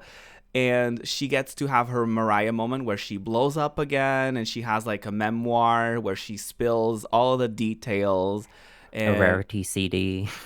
Honestly, she just completely steals the idea from Mariah and does all of it at once. I feel like Mariah would give her a blessing to do so. If there's anyone that Mariah would be like okay with doing that, I feel like it would be Britney, because she really likes her. She knows who Britney is. Both Britney and Kesha for me. I want them both to have their freedom next year. Freedom and fucking like time. Justice. And lock Dr. Puke up already, please. Yeah. Right. Didn't he get like a Grammy nomination about, like, over yeah, like I think he won. Did he win? No, because it's like January, right? But he will get a Grammy again if he wins for Say So by Doja Cat. Right. Just so everyone hears me. Right. For context, we're talking about Dr. Luke. He was someone who mistreated Kesha, to say the least, not to trigger anyone. So that's how I'm going to put that. And so he's been writing under a pseudonym, I think. And that's how he got a nomination for Say So. Well, like 8 of them, yeah. Right, but yeah, he got the nomination under a different name, which I can't remember right now. Keisten Tracks. There you go. And Miss Doja Cat is nominated, and it's one of the reasons why I hate to not support her. But I hope she's also freed from whatever fuckery of a contract. Yeah, that's happening there. Same goes for Kim. Yeah. Mm-hmm. That's very, as very much true. As an asshole she is, I wish the best for her. They're already super famous, and I know whenever they release an album, finally, they're gonna be great. But I want Normani and Rihanna to release. Mm-hmm. Do it. Rihanna can chill. She can. I'm being fed with the fashion shows. I'm fine for a moment, but no, Normani, I would at least like an EP.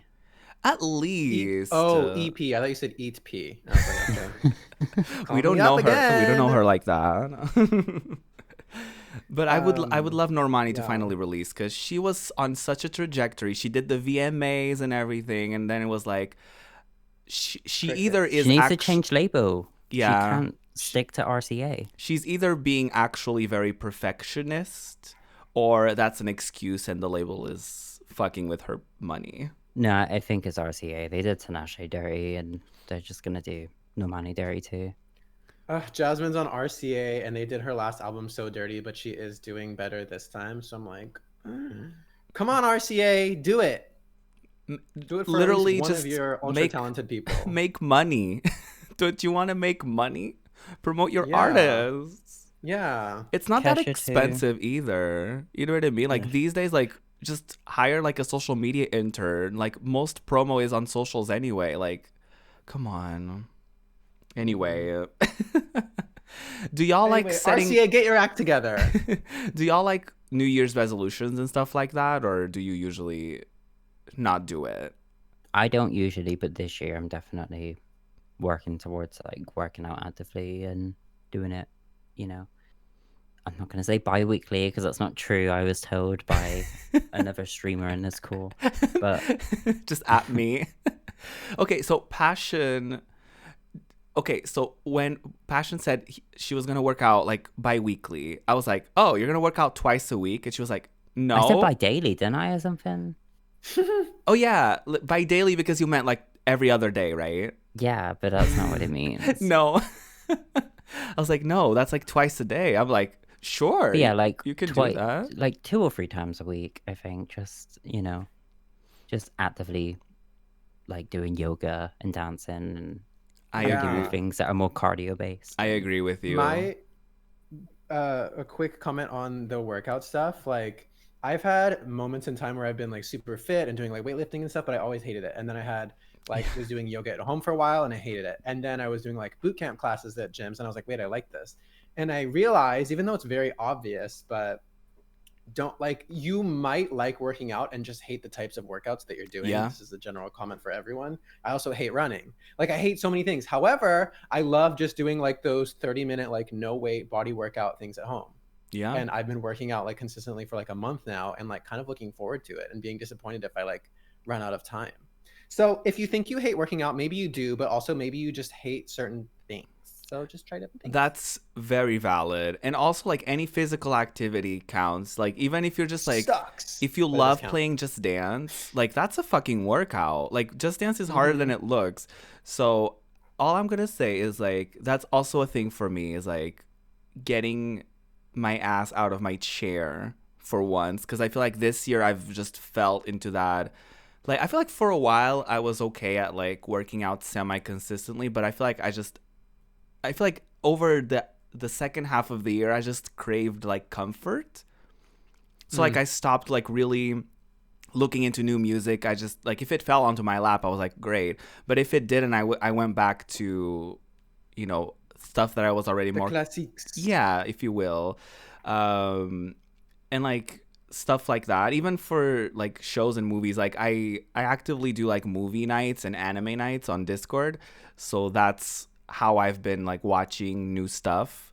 But other than that, like when I'm not doing those, like I'm always like watching stuff that I've already seen and like and stuff like that. So that's definitely a big one for me, like working out and being more physically active. I feel like you need a nice like shake up and like thrown into an unfamiliar territory when it comes to like music and films and stuff, Ruby, where it's just like just somewhere that you wouldn't ever enter, and it would just completely give you like a weird, fresh mindset. Because that's what I did a few years ago, where I never really went into like art housey stuff, and I just threw myself into it and got into like experimental music and stuff, and it just put me into like a different mindset, and that then encouraged me to also create fresher content too. Yeah, I have to be in a mood though. You know what I mean? Like, because when I'm listening, no, you can't go. No, you can't just be like, I gotta be in the mood. Yeah, no, you're never like gonna find that mood. No, what I mean is like when I listen to like even my discovery playlist like weekly on Spotify, like if not sponsored, but if I were to like listen to it, I can't just like be doing other stuff. Like I have to pay attention to it. You know what I mean? Oh, sorry, girl. I'm just gonna push you into the border. No. Have you seen those videos of like literally just like people throwing their like infants into the pool and the baby's like fine? I have. That's how you're supposed to learn how to swim. But I know. I couldn't. Oh, another New Year's resolution. We all play Roblox together. Oh, let's do it. I've never played it. That'd be great. Would it? We have to do GTA soon. Yes. I do GTA have Roblox. that. No.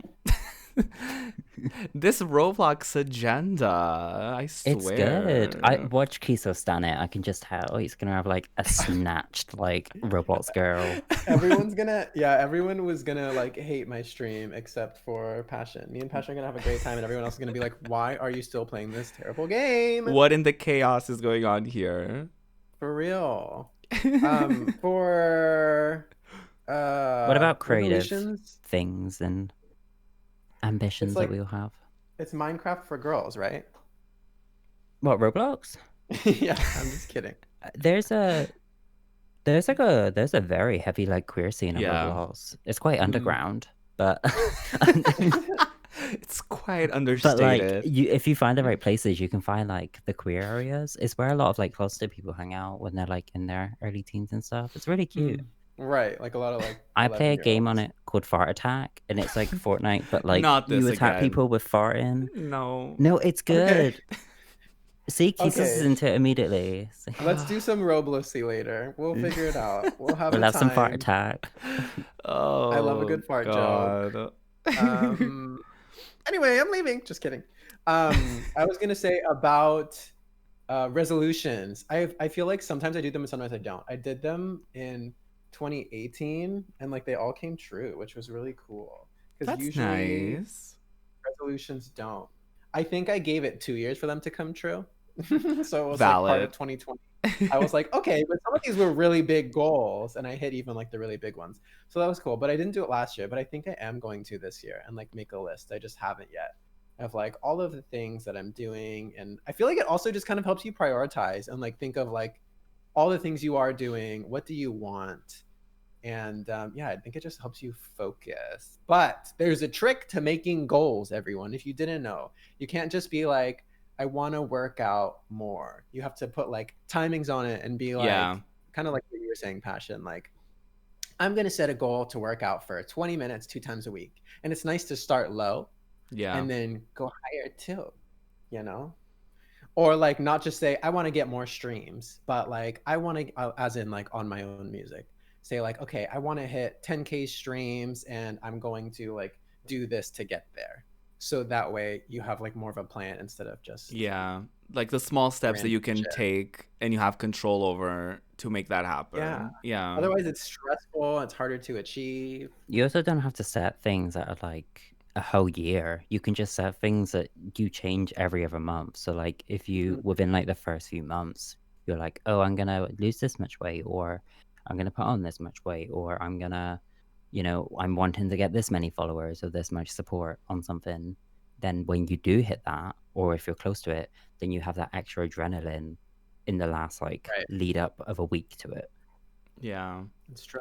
I've been for the past couple months. I've not journaled, but like I have a bullet journal, and so I think it's like every 28 days there's like a full moon or something like that, and like that's when you're supposed to like manifest stuff for like the next month kind of thing, and having it written Cute. down also it's supposed to be powerful because it's like written almost like set in stone kind of thing.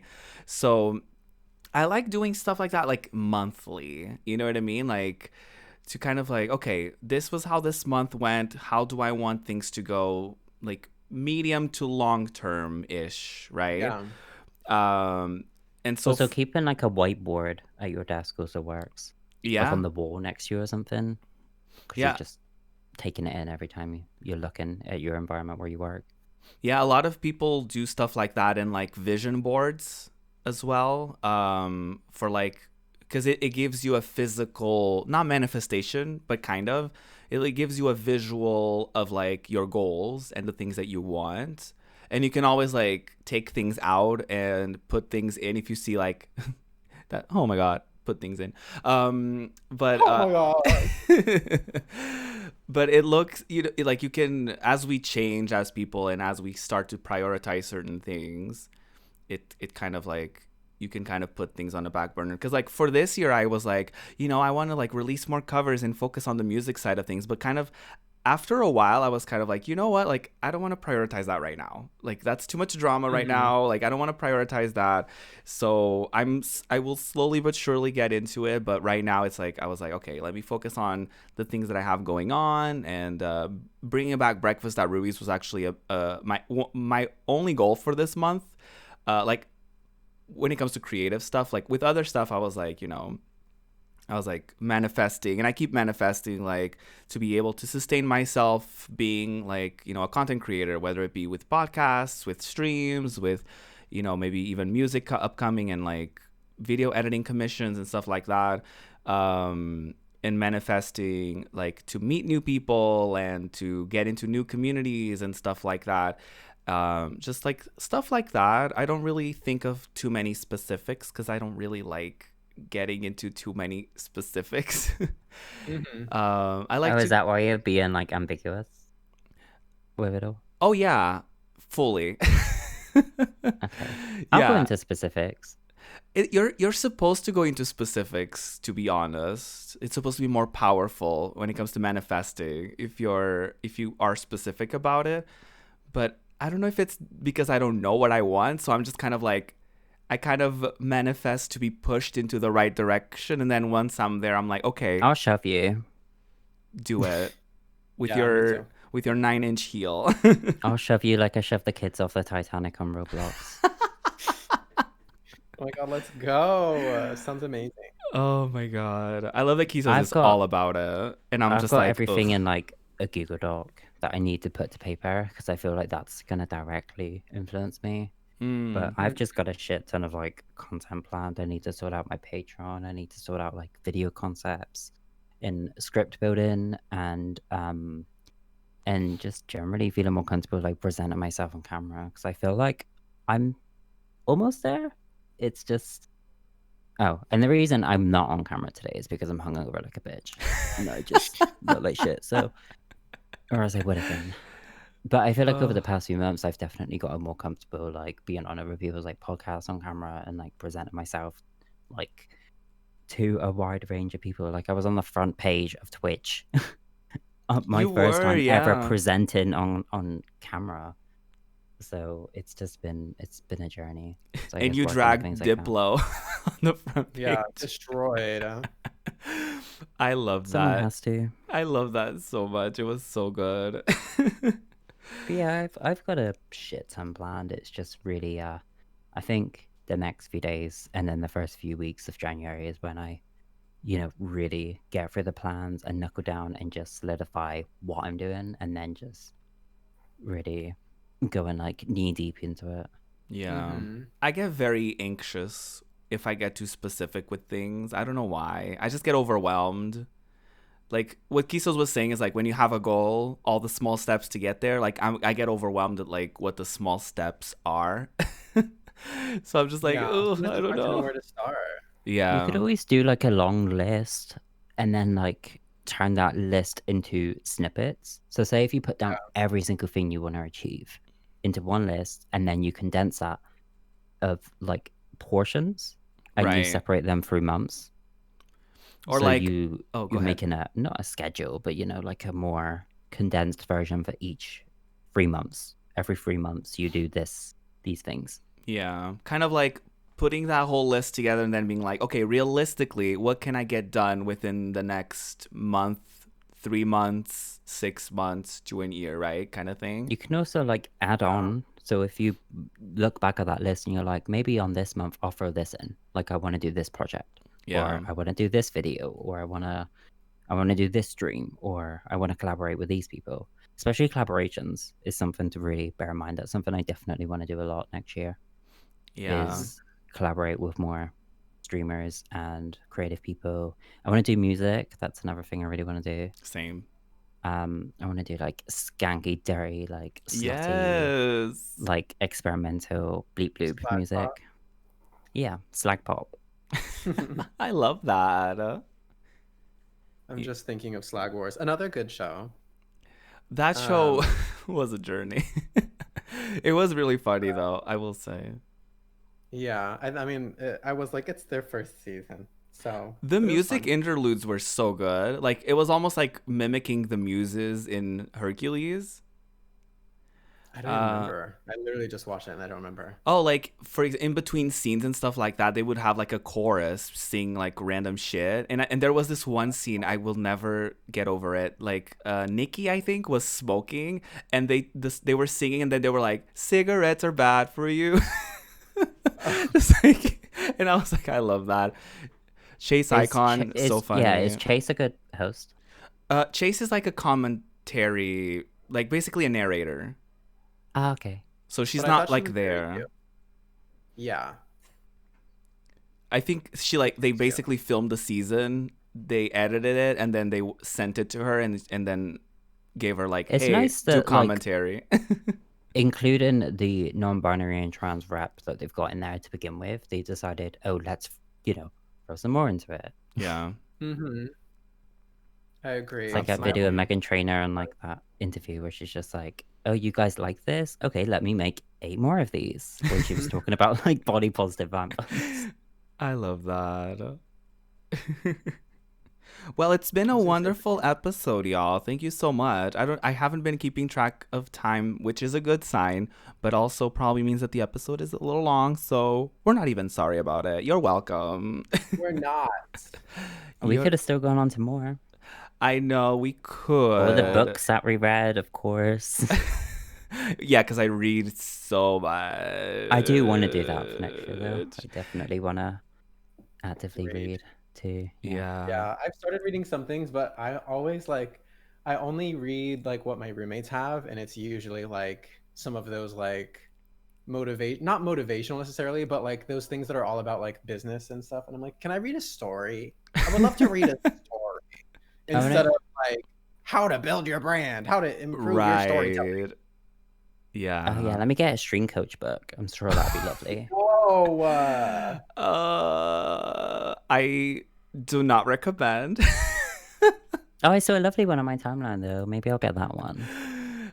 You send it to me, and we'll chat about it. Maybe in a future sure. Breakfast at Ruby's episode. We'll see. We'll get the author on as well. Yes, that would be imagine. Anyway, where can people find you all? Once again, any upcoming projects, any upcoming things that you want to tease, that you want to tell the people? Oh, hello, Ariana Grande.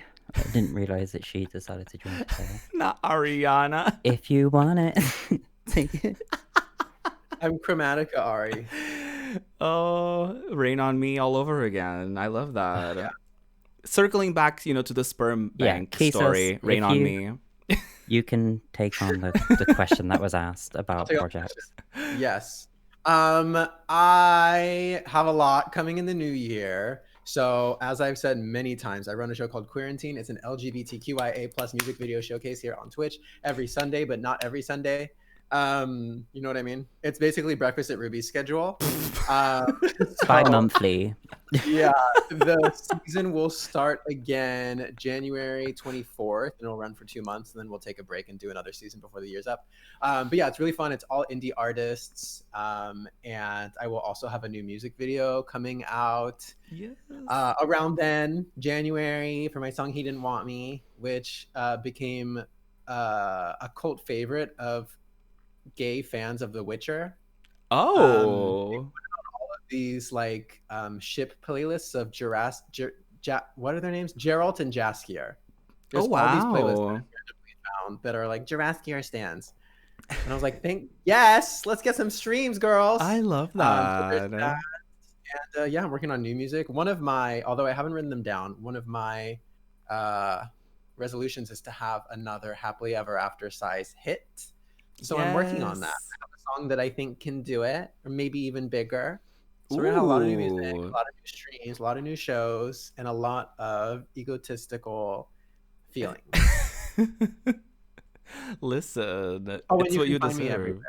It's Kisos, what is already on the screen. That's my Yes. Wonderful. What about you, Passion? Oh, nothing. She has nothing going on. She has no socials. Well, to be fair, they are all inactive right now as I'm taking a break for myself. But yeah, just promoting like heel first into everyone's asses for probably towards the end of like January, maybe early Feb. And just throwing a shit ton of content. It's gonna mostly be YouTube focused with Twitch streams, maybe once or twice a week if you're lucky. There's gonna be DJ sets very consistently, maybe monthly. Hoping to do music at some point during the year. I just want to do like content. I want to do shit that, even if it's stuff that I retrospectively look back on and I'm like, that was dog shit, at least it was something fun to do. So at least I did it. Right. Yeah. I just feel like next year is like the year of like flexing, and I want to be on like a bunch of like podcasts. I want to do interviews. I got a Wendy. Yes. Gender me. Oh, not that. But yeah, I want to do things that keep you booked and busy, and I really want to, like represent myself as a brand almost, and really, throw myself out there. And I want people to, more importantly, be sick of me. So I look forward to that. I love that. Listen, I feel like Wendy would be that type of person that refers to you as passions. And she would do it the whole time, and you would have to like, I don't know if you either I'll just call her Wendy's. I'm sure she would love that. I'm sure she would have a hoot with that. But yes, a goal for me is for Breakfast at Ruby's to be more consistent, because it goes hand in hand with collaborating with people. So I certainly want to do more of that. More streams every Monday, Wednesday, and Friday at 3 p.m. GMT time. That's like 10 a.m. Eastern Standard Time. I'm also a part of a collaboration podcast, gaming podcast called Just Gaming Teens, where we talk about gaming teens. And we also have gaming streams and gaming videos like unboxings and stuff like that. So it's a collaboration channel with 5 queer content creators, which you'll see at some point in this show as well, because we're more than gamers. We can talk about other things, you know. But yeah, very quickly, we had a question from Doi. And the question is, Kisos, Ruby, and Passion in a band. What's the name? I said Knockers. Ooh, with a Z. I approve. I think Passion's Planet. Let's do it. I don't mind not being the front woman. I would love to take a backseat and just be the one that lip syncs and gets paid. You know what? You're the Cassie of the group. Ooh. Yeah. We can workshop that name. I vote Knockers with a Z. Even though there's like 3 of us, and there's usually only 2 Knockers. What about Well, we're changing the game. Right. Because what about something like Square? Literally just squirt with an exclamation point. Ooh. Or a question mark. Square. Okay, instead of an I, it's an exclamation point. Oh, not pink. No. We're not doing the pink. And then a question mark at the end. This isn't our I'm not dead era, thank you. We are not having an exclamation mark. What does everyone vote for? Everyone in the chat, you have to pick. Yeah. Passion planets. That's cute too. I'll be a planetina. Planetina. It's like Marina and the Diamonds. And then it just turns into just Passion. Yeah. Fired! Right. I just realized it's probably going to be so annoying for people to watch back because I've just been combing this wig for the last 30 minutes. I think it's lovely. Make it into a drinking game. You're giving them something to watch, you know? That wig always gives me Kesha, that wig. Really? Oh. Yeah, there was an era where she had her hair like Kesha's that. Kachi. I have a near exact wig just like that. You have a what? Sisters. Like the black root with the pink. Oh. Technically, it's a dark purple root. It's not black. It's dark purple. Yeah. Anyway, let's be sisters. Yeah. Okay. You're getting a preview. Okay. Squirty sisters. No? Ooh, like Scissor Sisters? Yeah, but Squirty sisters. Oh. Something to think about for sure. Scissor Squirters. Sister Squirt. Isn't there a band Sister Sledge or something? Oh, yeah. They sing We Are Family. Oh. I love that. We're going to come up with something because all 3 of us want to do more music in 2021. It's going to be the bang bang of queer. The bang bang of beep boop noises. Oh God, imagine. Okay, I'll start working on some beats after this. Bang bang produced by Kisos and Sophie. Yeah. I love that. Listen, I can't produce for shit. I've tried. No, we can crack open the GarageBand. We'll be good. I can produce. We're adding the little keys and everything. I'm good enough. Well, I'll get the auto-tune license. I'll get the Melodyne from torrentbay.com or whatever. Melodyne, don't worry, everyone. I'll do it. Don't worry. You can just give me advice after.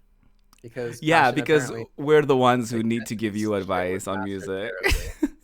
On production, probably. No.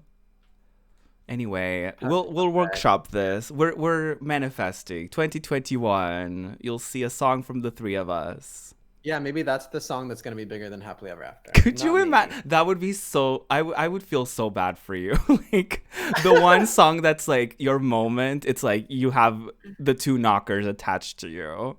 I'm like the Nicki Minaj from Monster. Like they timestamp it in the comments. Yes. Everyone skips the rest of the song. I'm like It's just I'm gonna be the Roxy Andrews part where like okay. it goes iconic for being terrible. You know what I mean? Yeah, but like fun terrible. It's like so that means my part is the forgettable part of the collab. What is No, that? your part is the good That's part. like no, that's still like the Jessie J. Is it? Yeah, because like I consider. I don't know if I like- want Kisos to be the Jessie J long term. Oh my god, does everyone think she's a bitch? I never heard that until Corey. Corey was telling me. I've he met heard her before. rumors as well, yeah. She's very Yeah, rude. she's not really respected anymore over here. She just went to another continent, I guess. The last thing I Yeah. saw her do was The Voice over here, and that was a few years back. Yeah, She's, like, because dropped then an she went album. into like an Asian competition show as a Yes. contestant. Yeah, that was so strange to me. But I mean, if it was allowed, it was allowed. Yeah. Apparently they had musicians from like other countries, so it was like a thing, I think. Oh, so maybe it was like accomplished people from across the world. It wasn't just like randos off the street. It Yeah. wasn't like American Idol plus Jessie J. How was she approached for that though? I think she probably just sent an email. Yeah. I think they were like Herself, not her team. No, because I think I think she does I know. gigs over there in Asian countries, so she probably, you know, maybe there's like maybe the I mean, she's probably maybe not a in label lockdowns or anymore, so she's something. getting her bag. I love that we just went on this getting her rant as we're supposed to be wrapping up the episode. Hey guys, welcome to the Jessie J retrospective podcast. Oh, It's no. always at the end when you think of the most important parts. You just Today start we'll going be on like talking about random the Sweet Talker era. This gave the singles such as not this. Well, hopefully we're having a new episode next week. Maybe we'll see who's gonna be on it. Jessie J. Jessie J, yes. She needs the promo, you know. She I needs. can just wear my wig. The other one. I love Or I that. can be bald era Jessie J. Listen, both of you are always welcome Wild. here, and not to get too squishy on this moment in time, but I got the two of you specifically for this episode because the two of you believed in Breakfast at Ruby's and were on it probably more times than literally anyone else, and that means a lot to me, and that's why I wanted to do this comeback episode with the two of you. So I'm thank honored. you. I'm honored. I Yeah, love that's it. alright. I remember when you first mentioned it, and you're like, "How would you feel about being on a like talk show?" Blah blah blah. And I was like, "Yes." Yeah, You did it. literally. You did it for a whole year, and you deserve to take a break. So like, don't feel bad about missing weeks. Yeah. Yeah. Oh, I took a break because it just felt like I didn't want to be a silly distraction from like, because it was around election time for the US, and I didn't want to be like noise. I was like, I could be a distraction for people, but I was like, do I want to be a distraction for people when they need to be like aware? Distracted. when they need to pay attention for once. The Yeah, no, yeah. It's also covering like the pop culture shit near weekly that can just get to you. Oh, Where it's that just was like, how many very times can we tiring. talk about people's problematic behavior? Yeah, that's why I want for this new return Ruins to your be own more of a mental casual moment. Like we can bring up stuff that happened like regularly as friends do when they're talking. Like, oh, have you seen this shit? Have you Right. seen that shit? But like in general, Have you seen my shit? No. I'll send a pic. Whole included. The DMs are open. Roblox heart attack. Not that. Let's go. Okay, hopefully I'll see you next week for another episode of Breakfast at Ruby's. If not, stay safe, stay wonderful, stay gorgeous, and thank you for listening and watching. Bye.